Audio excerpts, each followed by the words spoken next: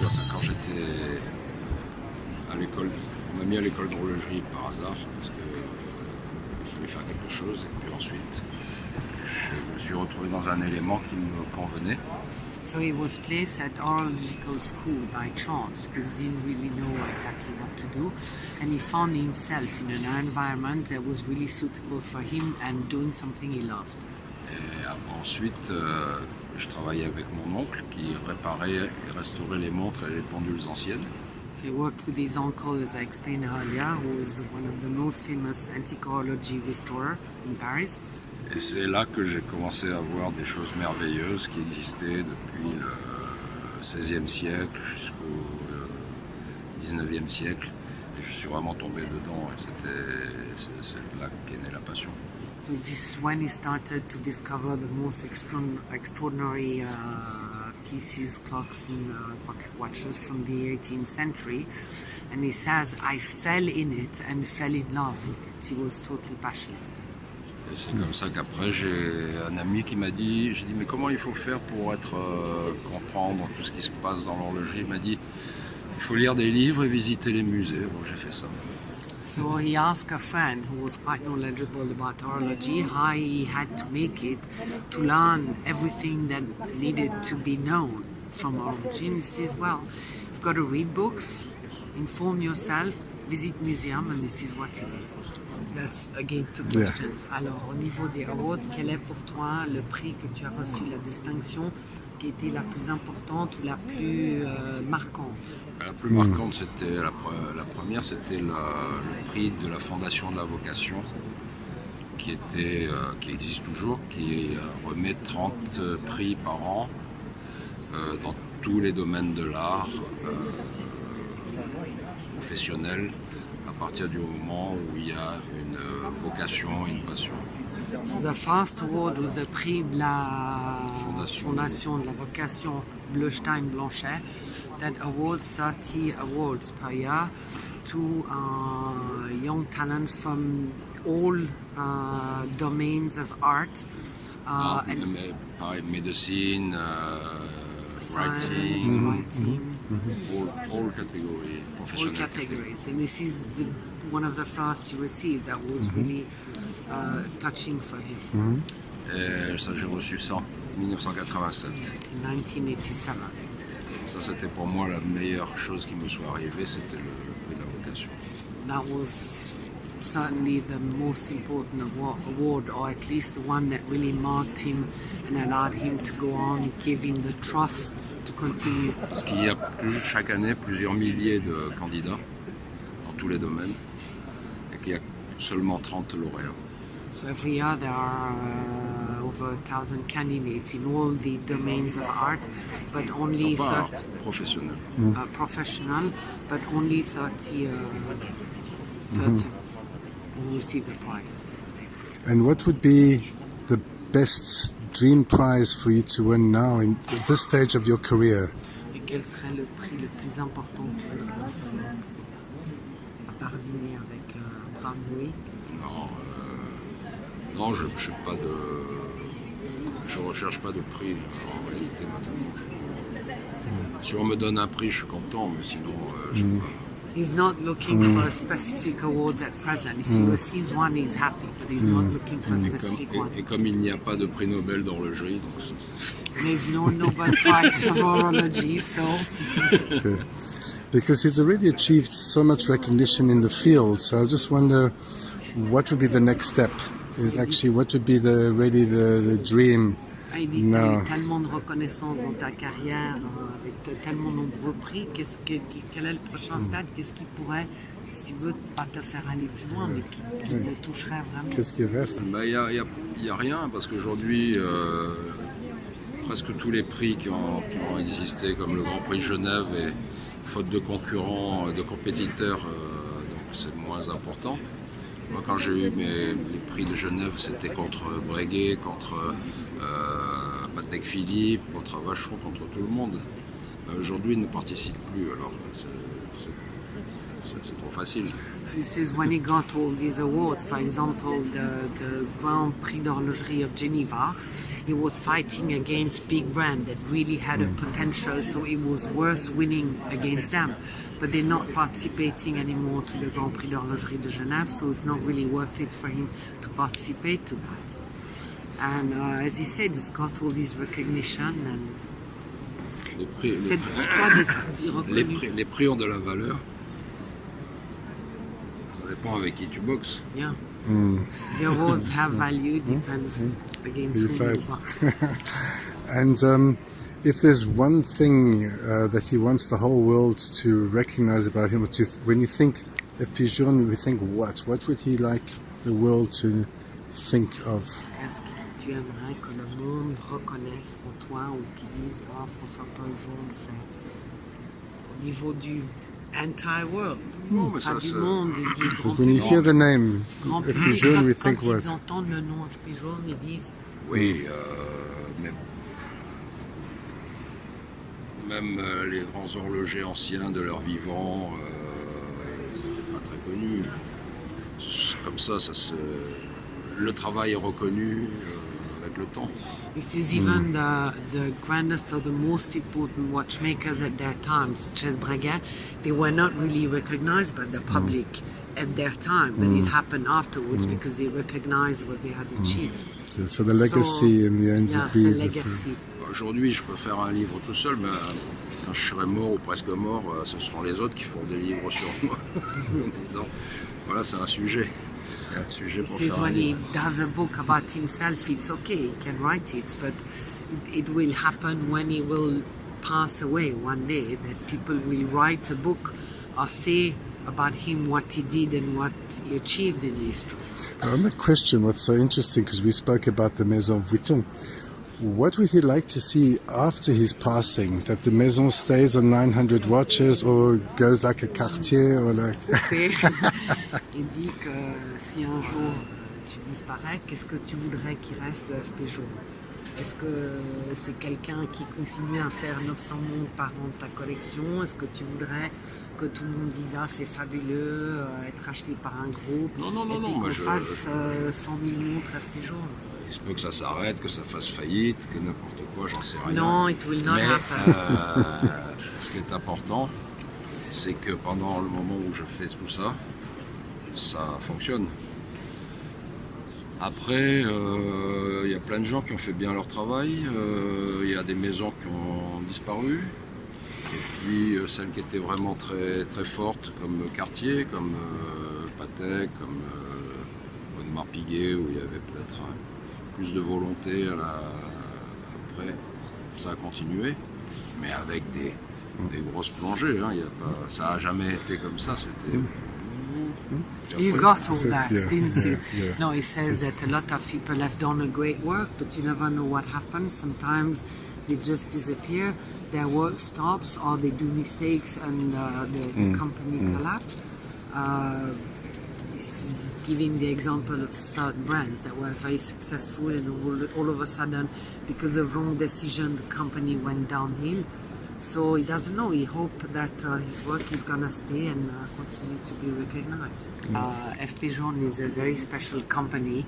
It's an haute horlogerie art company because we do watches of haute horlogerie and art because most of the work is still done by hand, with the decoration, the beveling, the engraving.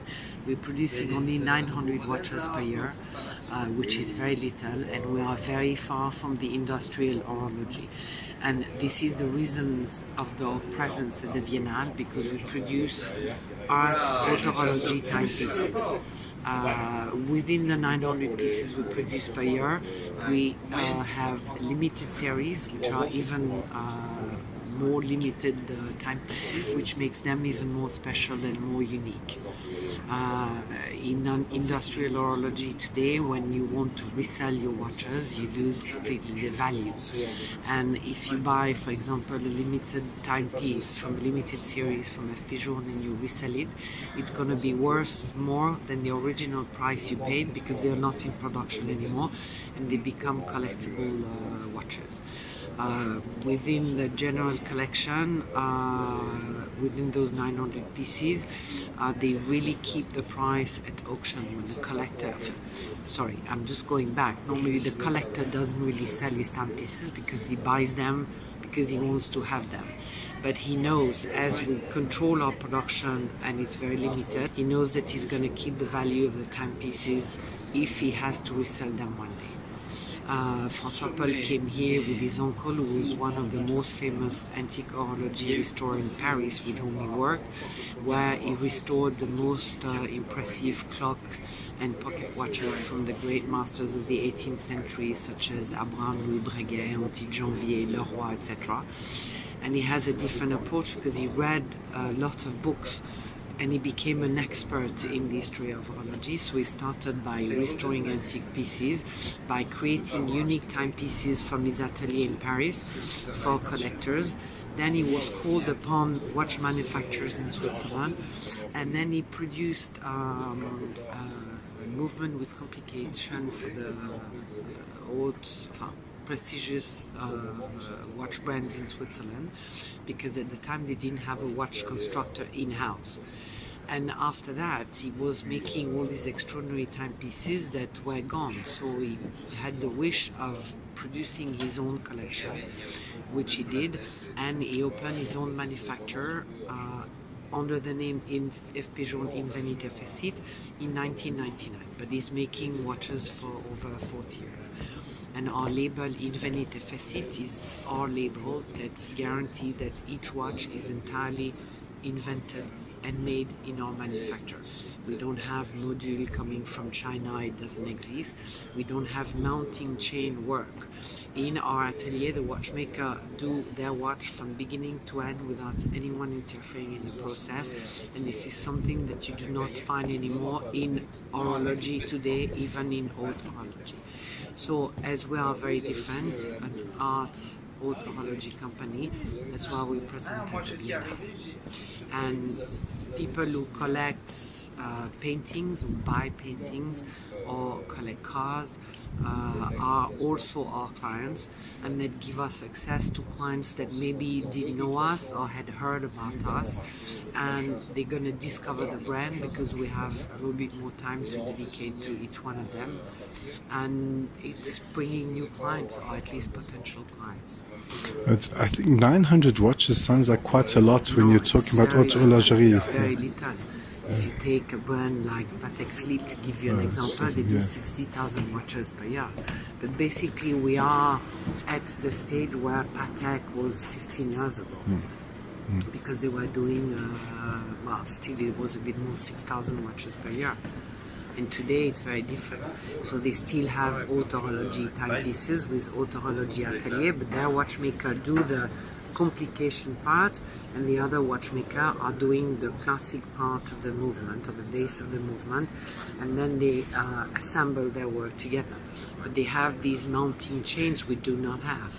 And is each piece actually made by one watchmaker from beginning to end, and also the decoration? We also have decorators for the most common, if I dare say so, the common component.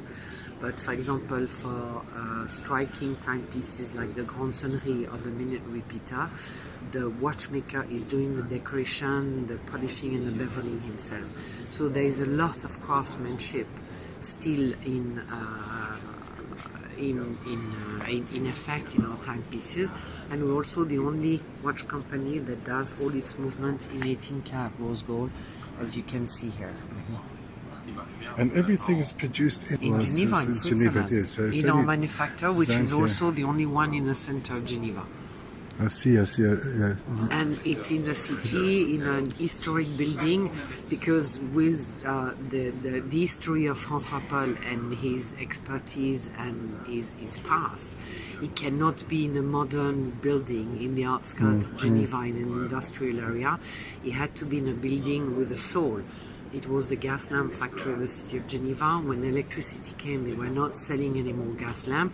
So the city divided the building in ateliers where craftsmen, they were doing garments for clothes. There was a jeweler, there was a watchmaker, there was a ballet, a ballroom dance school. So it was really very artistic. And François Paul was able to buy the building from the city of Geneva in 2000. And I invite you with pleasure if you come to Geneva to visit the building, because it's something very unique. On the ceiling we have reproduction of the astral card of Appianus, who was the first astronomer of Charles Quint. We have antique clocks, master clocks from De Touche, Janvier, etc. And we also have all the watchmaking workbench of the watchmaker as they were used still 25 years ago, before the arrival of computer, when everything was handmade. So you sort of arrive in a temple that remind you that the story of horology, it's not what has been done in the last 20 years, but what was done from the 18th or even the 16th century. Incredible. So we put things in perspective, and for him, it's all it all goes accordingly. It's a whole, and when you visit the manufacturer, you understand his story, his point of view, and why he insists of still doing his watches as they were done in the 18th century. Because for him, haute horology is that, and it cannot be otherwise. And it's also why we have a very limited number of watches produced per year, because you cannot control this type of production over 900, 1,000 timepieces per year.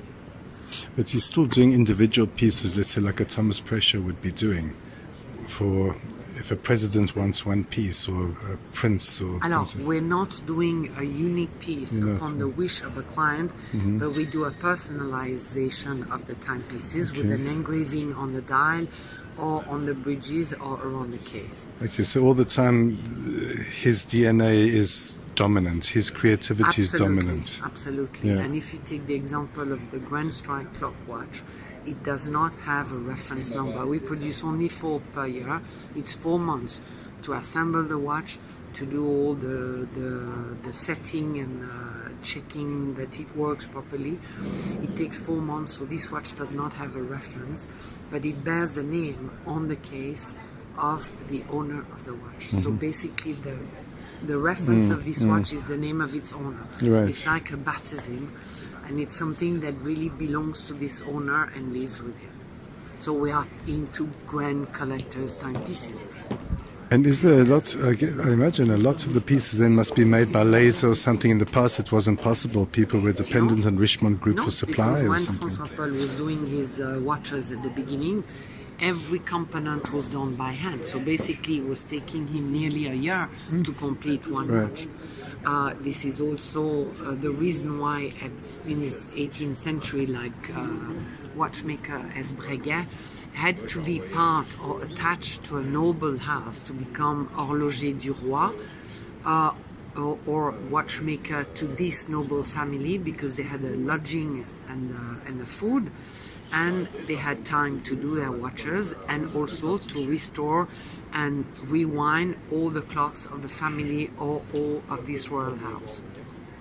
So today it would be impossible to live with making only one watch per year. It would be absolutely impossible. Well, that's where lots of independents are struggling, because it can take them 3 months to make one watch, and how do they survive? Watchmaker extraordinary, like you were talking about Thomas Prescher. You have Philippe Dufour, who does 80 pieces, a part of his series of 200.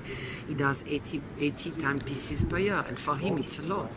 So François Paul knew how to go from his small atelier as an independent watch constructor to adapt the production in-house, as I said, all in Veneta facet in our manufacture. But he knew how to adapt for a larger production, but still working like he used to do. Yeah, because it seems he's holding back, because every year I've heard it's 900, so he's not going like Richard Mille or something. He's preserving the haute horology tradition, which, as I said, most of industrial horology does not care about. And for the house to be discovered, because you need to be discovered, it's not through big advertising. So let's say, what is the house doing, let's say in Asia, to be recognized and discovered? Advertising. We started for the first year this year to promote on the digital network. So now we have a Facebook, we have Instagram. So it gives us visibility. But basically it goes from word of mouth, from one collector to the next. We also have a lot of editorials in the press that we work with journalists that give us coverage, so that give us visibility. And we exhibit this year at the Biennale. We are also partner of contemporary art salon such as Art Geneva, Art Monaco, where we are next to art collectors, which are also our clients. Yeah, because for them this is so affordable. After you pay, 100 million for a Picasso, the watch is. I know, but I'm convinced they're not buying a Picasso of 100,000 or 100 million in the Biennale. It could happen. But even if the client who is coming, even with a budget of, let's say, 500,000 euro for a painting, might not buy a watch, even if it costs only 50,000 Swiss francs, might not buy a watch here, but he will discover the brand, understand how we work because we explain, and he might come back to the shop. But we occasionally sell a watch because an art collector, a painting collector might also love watches, and he says, wow, this is a great opportunity to meet Journe, to be here to see his watches, and I'm gonna buy one here. Yeah, that's incredible. And I think that the choice of being here is really important, because it is almost a statement to say that in 100 years' time, this will have a big value. And Yes. it's true, if I have a Patek Philippe, I would rather have one made by Patek and Philippe themselves than to have from the And brand. we're not using any new materials such as silicium, because it's like crystal, it breaks in 1,000 pieces. So basically, if your watch falls and this silicium piece breaks, it will damage the whole movement, which cannot be repaired. So basically you have to change completely the movement. And François Paul does not want to make throwable watches. He wants watches that can still be repaired in 200 years. So we're not using all this new material. If silicium had something great and was really helpful, even though it doesn't need oil, he would use it, but he cannot take the risk that his watches cannot be repaired in 200 years. And can you tell me what he's doing to be recognized more by China, by the Chinese? We've seen very aggressive campaigns from many of the competitors to really get the Chinese to move away from Rolex. That was when the Middle Eastern clientele came to Europe or Switzerland with loads of money. They were buying things without knowing what they were buying. Then the Russian came, the Chinese came, but there are lots of collectors in China, I mean real collectors, and have the knowledge of these three, that are buying serious pieces. It's true that with the new anti-corruption law, they cannot buy these very expensive pieces in China, but they buy them outside. And we have this collector, we have 10 boutiques in our own name, so we're trying to have a very direct production. It goes directly from the manufacturer to our boutique, or directly from the manufacturer to a retailer. We don't have agents, so-called, to whom we have to give a percentage. It's a direct production to the delivery. So we keep very fair prices in our watches. François Paul was saying this morning that if I work with agents around the world, I would have to produce 1,000 watches to make the money for 700 watches. So basically it would be 300 watches free. So I prefer to do 700 watches that I sell myself directly. Yeah, that's very interesting. I can see that. And also it's our boutique, it's with a staff that is trained by ourselves in the manufacturer, that know the history of the company. If you work with collectors, very often they know a lot about your company. They have acquired and checked on the internet, and they cannot go to a retailer that has 20, 30 brands that doesn't know anything about the brand, because it's not interesting. So you have to have a staff trained that knows about the history of horology, that can answer these clients and answer their questions, because they still have a lot of questions. They come, they want to buy a watch, but they ask a lot of things. They want to know about François Paul, how we work, and this is why it works, because they are trained by us. So basically, it's really a whole that was thought of by François Paul from the beginning. He has a very clear vision from the day he started, where he wanted to go and where he's heading with his company. So he's not planning to expand like a Richard Mill or something. Absolutely Which I mean, not. it's exactly the Well, opposite. Richard Mille is a great entrepreneur, but he's not a watchmaker. That's it. So he's making very trendy watches Yeah. that are quite expensive. They are very trendy, very desirable. People want them. But what's going to happen with these watches in 20 years? And the price range, is it from 50,000 to 250,000 or something? Alors, we have a first approach to chronometry with a watch called the Chronomètre Bleu that starts at 20. Yeah.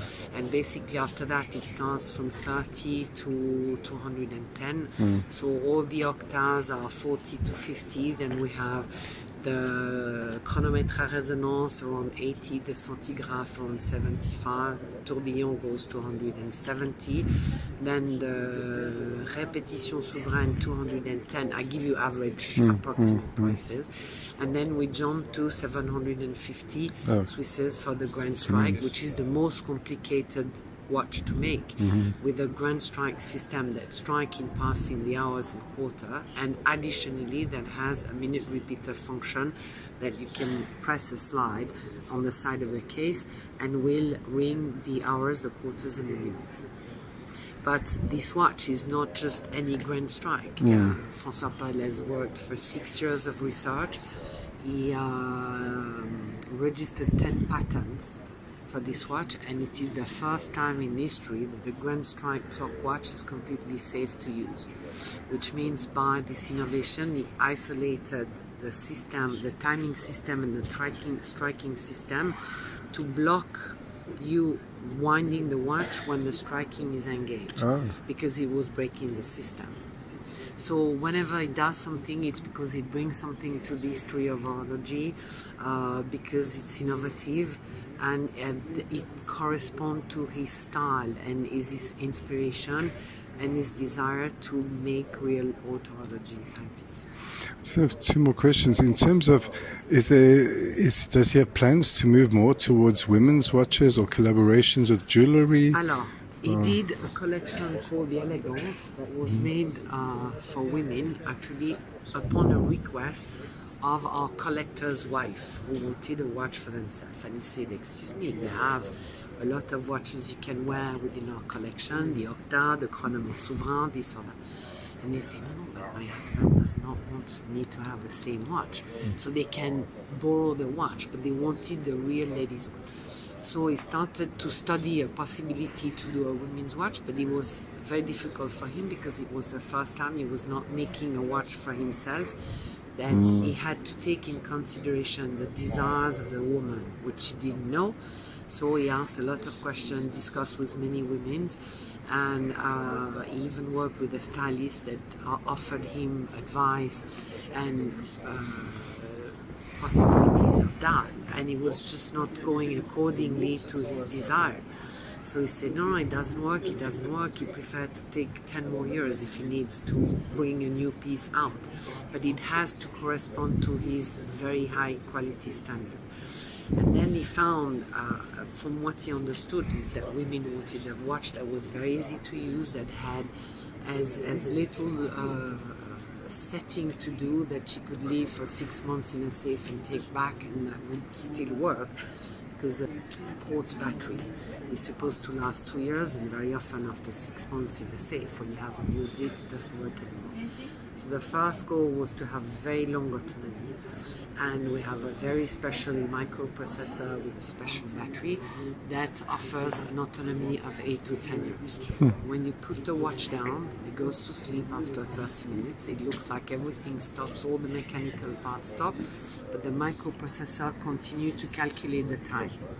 And with a motion detector, as soon as you take the watch back, the motion detector sends the message to the microprocessor saying, Hi guys, we're waking up, time to wake up. So the hands set themselves back automatically to the exact time, and it's like if you have a watch that lives in the same time as you, if you put it down every night. And it's also quite ludique. I don't know how you say it. It's quite funny. amusing because it has a story that goes with it. And the elegant line is this line that is over there, if you want to take it. And the last thing was, is there a certain city or place or country that has discovered him more than anyone else? No, generally it's quite, it's pretty divided between our 10 boutiques, which are Geneva, Paris, Tokyo, New York, Los Angeles, Miami, so we have 3 in the US, Hong Kong and Beijing. So it's 8 boutiques that belongs to us. We have 2 external boutiques with a partner in Beirut and Kiev. And then we have 9 espace shops in the shops, so at a retailer, but with a person specially trained to be able to sell Journe watches. And then we have around 25 retailers additionally.